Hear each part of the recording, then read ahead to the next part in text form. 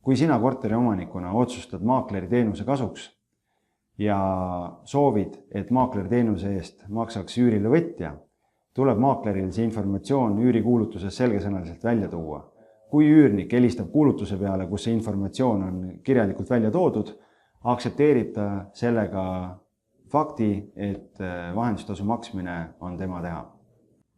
Selle e-kursuse tegemise hetkel on Tallinnas ja Harjumaal kinnisvaraportaalis üleval üle 1100 üürikorteri kuulutuse.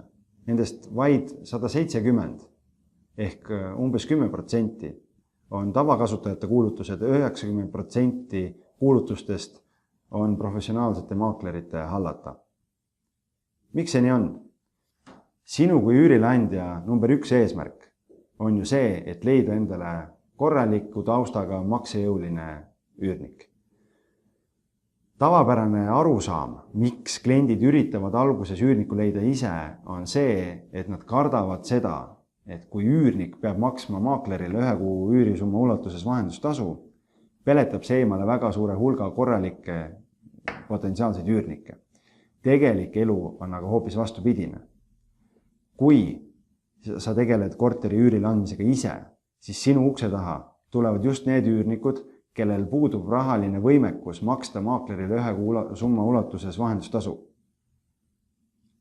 Kas sa seisad enda huvide eest või üürniku huvide eest? Kui sa tahad öösel rahulikult magada ja olla kindel, et sa saad üürniku käest oma rahad kätte, siis tasub kogu see üüriprotsess anda maakleri kätesse.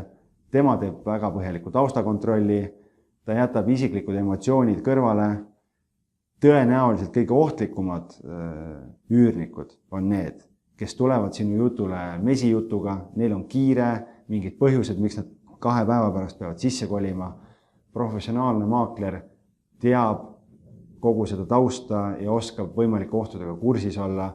Tal on ligipääs erinevatesse registritesse, maaklerid jagavad omavahel informatsiooni Facebookis ja avalikes allikatest on võimalus kontrollida, kas antud inimene on varasemalt kuskilt probleemidega lahkunud või mis on see põhjus, miks tal just kiire on sinna korterisse sisse kolimisega.